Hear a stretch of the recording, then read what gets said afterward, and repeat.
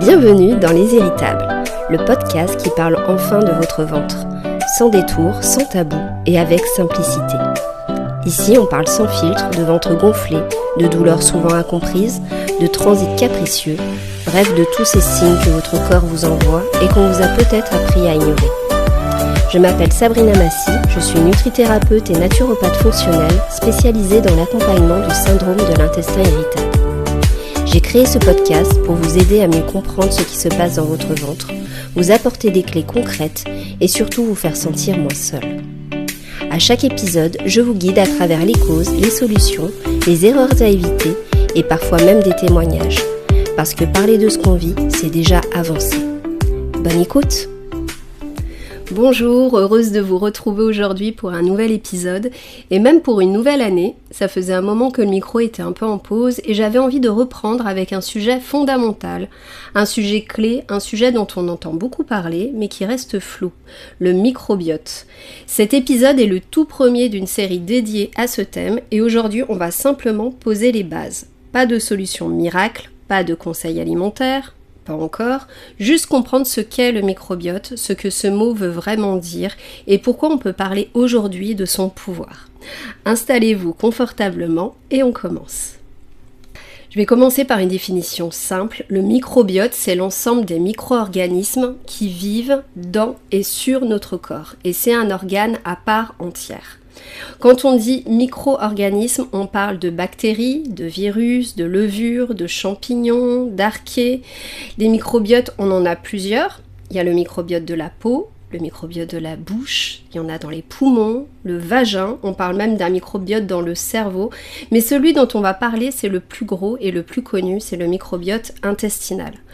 Autrement dit, le microbiote n'est pas uniquement intestinal, pour ça d'ailleurs qu'on devrait parler des microbiotes au pluriel. Pendant longtemps, on a pensé que ces micro-organismes étaient surtout des ennemis, quelque chose à éliminer, à désinfecter. Aujourd'hui, on sait qu'il est important de ne pas tout décaper car on a besoin des microbes. Donc quand je vois encore des pubs pour certains produits ménagers qui font la guerre aux moins de petits microbes, je me dis qu'il y a vraiment un problème de santé publique. La science nous montre exactement l'inverse. La grande majorité de ces microbes est indispensable à notre survie et d'ailleurs, dès le plus jeune âge, on en reparlera, mais les enfants ont besoin de ces microbes pour leur santé, d'être en contact avec la terre, avec les animaux. Sans eux, nous ne fonctionnerons tout simplement pas correctement. Parmi tous les microbes du corps, il y en a un qui attire particulièrement l'attention, donc le microbiote intestinal. Pourquoi ? Parce que c'est le plus volumineux, le plus dense et surtout le plus étudié. On estime que le microbiote intestinal représente environ 100 000 milliards de bactéries, soit 10 fois plus que le nombre de cellules que nous possédons. Nous sommes donc plus bactéries que cellules. Un poids de 1 à 2 kg, plusieurs centaines d'espèces différentes.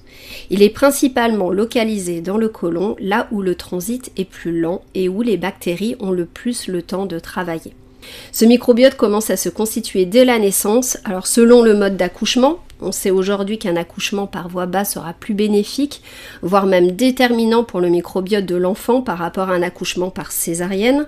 Si le bébé a été allaité ou pas, l'allaitement maternel repose sur le choix de la mère, mais c'est un choix à faire en totale conscience, car il est quand même démontré que donner le sein à son enfant ne le protège pas uniquement lorsqu'il est bébé, mais ça conditionne sa santé pendant l'enfance, mais aussi pour toute sa vie d'adulte. Aujourd'hui, l'OMS, l'Organisation mondiale de la santé, recommande l'allaitement maternel pendant 2 ans, mais si on peut le faire ne serait-ce que 6 mois, c'est déjà une bonne durée. Il est prouvé que même un allaitement de quelques jours aura déjà des effets.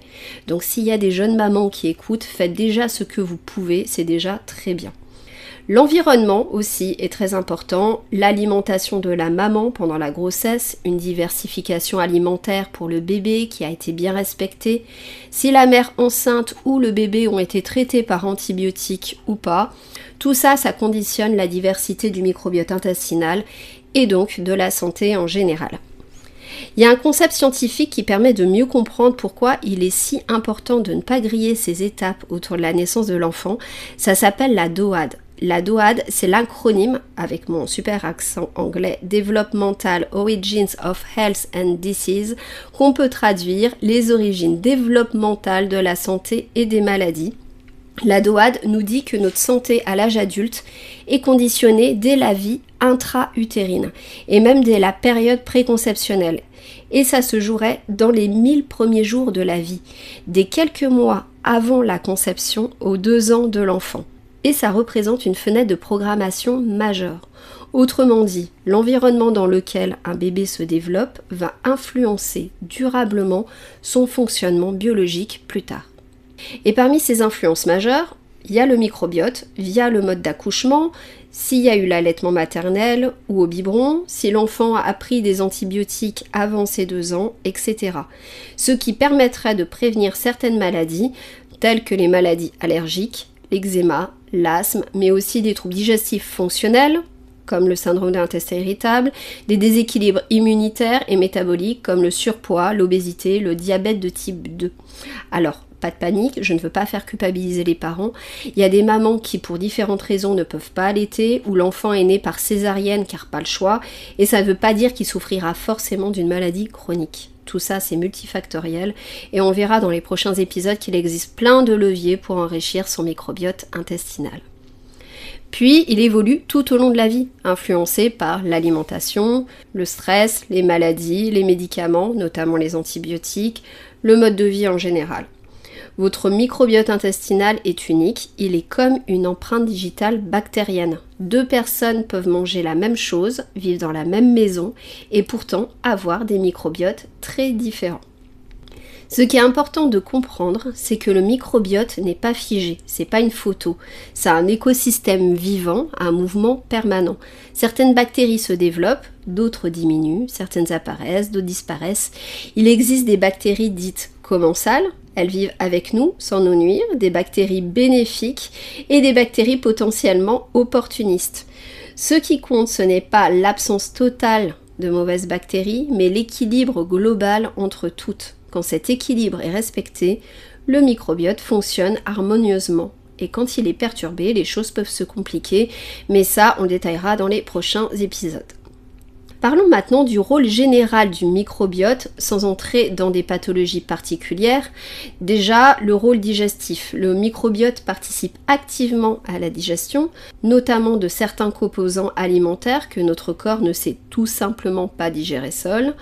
Quand vous mangez, votre système digestif est très efficace pour digérer les protéines, les lipides ou les sucres simples. En revanche, certaines fibres alimentaires résistent notamment à nos enzymes digestives. Elles arrivent donc intactes dans le côlon et c'est là que le microbiote entre en jeu. Les bactéries intestinales vont consommer et fermenter ces fibres. Cette fermentation n'est pas un problème, c'est au contraire un mécanisme essentiel. Et c'est grâce à ce processus que les bactéries vont transformer les fibres en substances très utiles pour l'organisme. Notamment des acides gras à chaîne courte, vous avez déjà entendu ces noms sûrement, le propionate, l'acétate ou encore le butyrate qui est un puissant anti-inflammatoire. Ces substances vont servir donc de source d'énergie pour les cellules de la muqueuse intestinale, contribuer au bon fonctionnement de la barrière intestinale, participer à la régulation de l'inflammation et soutenir l'équilibre du transit. Autrement dit, certaines fibres que vous mangez ne nourrissent pas directement votre corps, elles nourrissent vos bactéries, c'est ce qu'on appelle des prébiotiques. Et ce sont ensuite vos bactéries qui vous rendent service en créant des substances qu'on appelle, elles, des postbiotiques. C'est pour cette raison qu'on dit souvent que le microbiote agit comme un intermédiaire indispensable entre l'alimentation et notre physiologie. Sans microbiote, une partie de ce que nous mangeons serait inutilisable. Ensuite, il a un rôle de protection. Le microbiote joue aussi un rôle essentiel de barrière.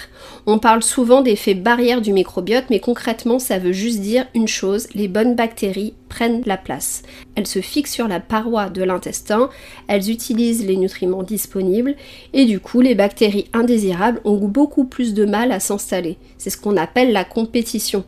Quand l'espace est occupé par les bonnes bactéries, il n'est plus disponible pour les autres.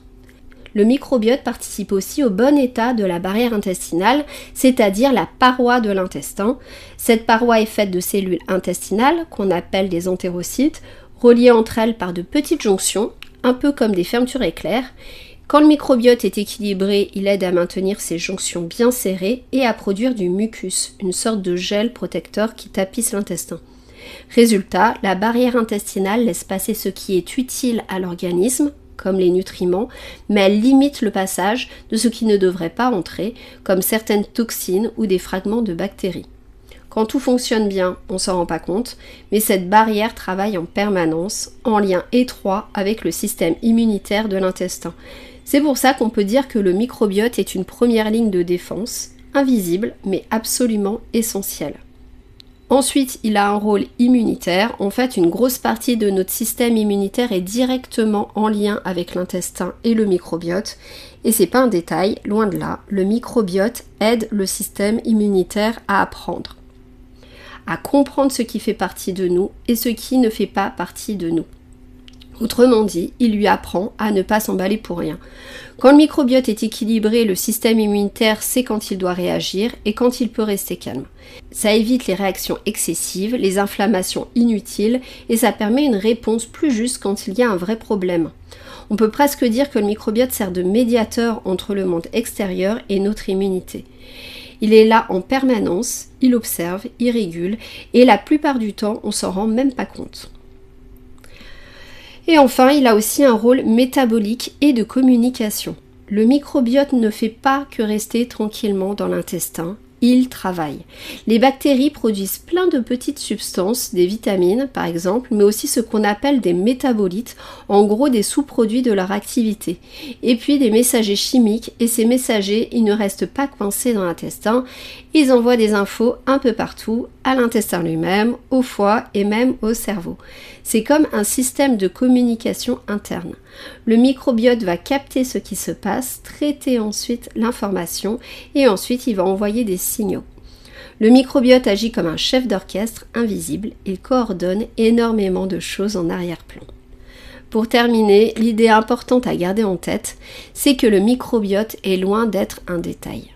C'est quelque chose de vivant, de dynamique, qui nous accompagne en permanence et qui influence beaucoup plus de choses qu'on imagine. Comprendre ce que c'est, comment il fonctionne, c'est déjà une première étape essentielle avant d'aller plus loin. Et c'est exactement ce qu'on fera dans les prochains épisodes. On parlera de ce qui peut le déséquilibrer, de ce que ça change concrètement pour la santé digestive. Si cet épisode vous a parlé, pensez à vous abonner, à partager ou en parler autour de vous, mais surtout laissez un avis, c'est très important pour que le podcast se fasse connaître au plus grand nombre.